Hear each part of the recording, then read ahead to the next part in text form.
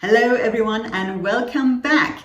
Creating illusions in exhibition design can be a fantastic way to captivate your visitors and to really hold them and draw them into a narrative. It can also be a fantastic way to create memories and to make an experience memorable.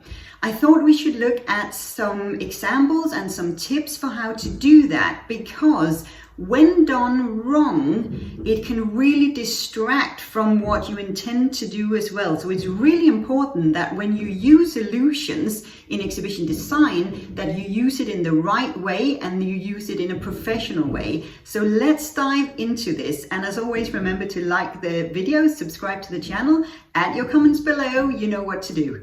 The first example I thought we should have a look at is something called forced perspective in order to control visual perception. Now, what this is a technique that makes objects appear larger, smaller, closer, or farther away than they actually are. So effectively, you are manipulating the depth perception. So this can, for example, be used as a backdrop, as we see an example of here. In order to make, for example, rooms feel larger or smaller, or to simulate a specific environment. So, for example, a backdrop with a painting with a road that leads to somewhere can create this illusion of actually being, for example, outdoors or in a different type of environment. Now, in this example from the old town, you have a sort of rounded corner there at the end of a little display, with a backdrop of a road that's leading in between two old houses there, a cobbled road. And it's a fairly simple little way of creating this idea of being outdoor or in a specific environment, but it can be very effectful. The second example is something called atmospheric effect, or how to incorporate atmospheric effects. This is effectively something that plays around with lighting, with fog or soundscapes, and this can give an illusion of different environments as well. So, for example, make visitors feel as if they're outdoors or in a specific historical period. So use lighting to mimic natural conditions. It can be sunset, twilight, candlelight, and so on. Add fog for a mystery effect. It can be audio elements like distant bird calls or street sounds or something. And this can reinforce the illusion of being outside or in like a bustling historical setting or something. This example is from Moesgaard Museum in Denmark, where they're describing long journeys down rivers, and there is a little canoe there that you can actually climb into, and in front of this backdrop again. And this is a perfect photo opportunity as well, where you can get the illusion of actually traveling down a river and experience a difficult journey there for yourself, and traveling over long distances and so on. And it's a fantastic little atmospheric effect that this combination of using a copy, for example, that people can touch or climb into with a backdrop. Another example here is artifacts that were made for a specific use. So you can use backdrops that somehow illustrate how or where or for what purpose objects were used. So in this case, you have like the silhouette of a horse there, and you have objects that were used for various types of symbolizing decorations and so on. So there can be a powerful connection in just showing objects with a figure or something that automatically creates a connection with the use of objects, or how objects would have looked like in the setting that they were created for. Another thing is mirrors or magnifiers, for example, to expand space and create a sense of depth. So mirrors can reflect objects. They can make spaces appear larger, or they can create an illusion of more items than are actually present. You can use mirrors or magnifiers to make a room feel infinite, or to give the illusion of additional artifacts. For example, a mirror can be at the end of a display of artifacts and can make it seem like they go on forever or something like that. But they can also be used for looking at details, as in this example here, where you get a sort of little cluster of a lot of silver objects there, and it can be difficult to sort of see the details of them. And this is a perfect way of creating a little bit of mystery. You kind of want to go and look at this magnifying glass. And as you do, you start to notice some details that you otherwise probably wouldn't have noticed.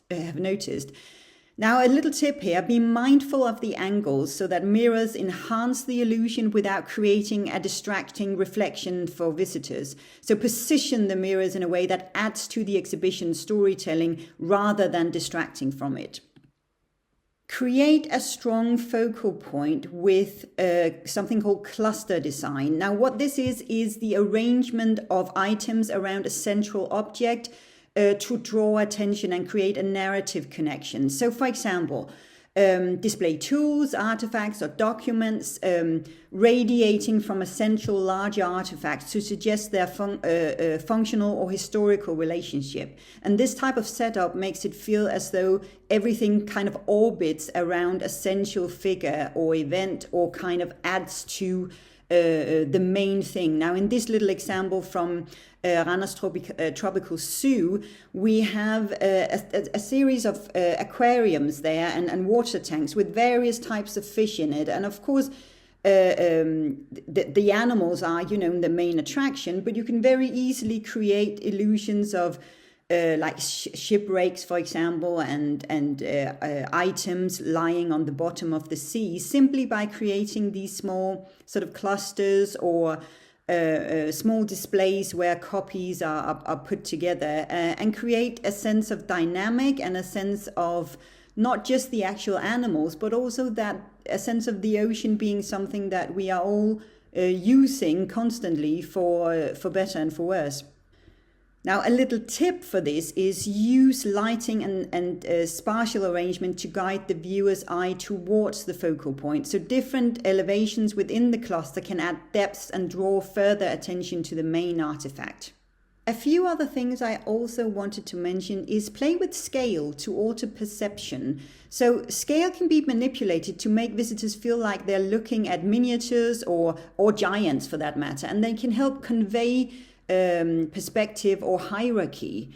So illustrate the grandeur of an ancient monument, for example, or create a miniature model that allows visitors to get close and appreciate the architectural details. It can also be oversized items like a giant quill pen or a book or something to evoke a sense of importance or nostalgia. Now, use scale carefully to support the narrative, to support your narrative. So, for example, large objects can evoke significance, while miniatures can invite intimate examination and convey the vastness of a story. Now, another technique is one called trompe-l'œil, which is sort of the trick of the eye technique. It's a painting technique that creates realistic imagery to make objects look three-dimensional. And you can use it to paint doors, windows, or objects that look like they're actually part of this space. This can be particularly effective when creating immersive environments that blend the real and the illusion.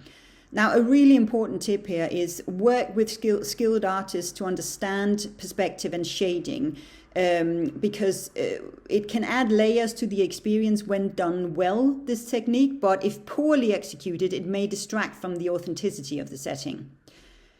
Leverage the interactive illusions for engagement. So this is a technique that allows visitors to participate in creating or experiencing the illusion. So, for example, set a backdrop with perspective lines on the floor where visitors can stand, making them appear to be part of a historical scene or a specific time period.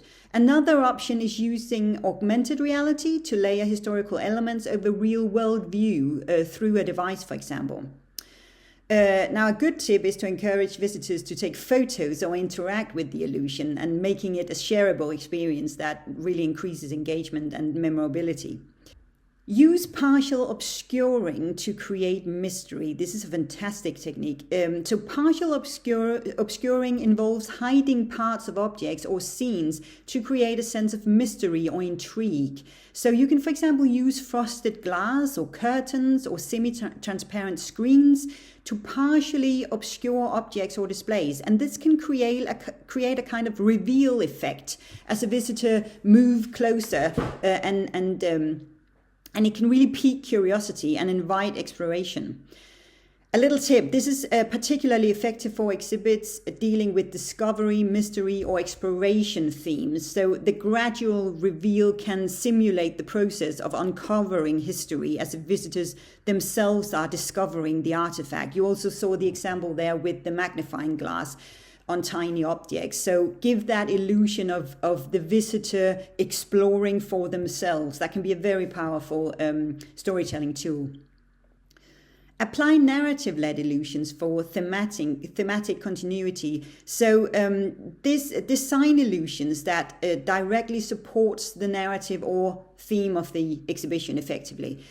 So this can, for example, be in an exhibition about, let's say, maritime exploration. Design the space to look like the deck of a ship with rolling waves painted on the floor, or cracking sound effects and sky backdrops and so on, to transport visitors into the story and allow them to step into the setting. Every illusion should serve the story, so avoid overuse of illusions in a way that feels disjoint or sometimes, even gimmicky. Instead, focus on those that elevate the narrative and help visitors connect with the theme. Consider accessibility in illusion design. So design illusions in a way that includes all visitors regardless of ability. So, for example, use tactile models or audio descriptions alongside visual illusions to help visually impaired visitors appreciate the exhibition. Ensure illusions that rely on lighting or shadow effects are also accommodating to people with visual impairments. For example, so a little tip here is to always test your illusions with a diverse group of users to ensure they are accessible and effective for all visitors, making the experience inclusive and respectful of different needs. So whenever you can, try to really think about inclusivity in your design. Now, a few tips just to conclude. Effective illusions are a blend of artistic techniques and scientific understanding of perception. So they require careful planning and alignment with the exhibition's goal. So play around with this and really try and figure out, how can I play with the space, the mood, the light, the shadow, the sound, the effect you get when you enter a specific space. This is effectively where you are blending artistic experiences and scientific experiences. And a final note is on authenticity. Illusions should enhance the story, not distract from it. This is very important. The goal is to bring visitors closer to the story or historical period without overwhelming them with visual tricks. And I'm mentioning this because it can sometimes be tempting to go a little overboard with the visual effects or the illusions once you kind of feel like, oh, this could really be fun to do. So remember, the entire point of using any kind of illusions and the entire point of your overall design is to enhance your story and your storytelling theme. Now over to you. Please share some of your best examples of illusions in exhibition design or display design. What worked? What didn't work? Why do you feel it had a specific intention? Did it draw you in? Did it distract you in any way? And please add your comments below as to how you would like to go about using illusions in exhibition design.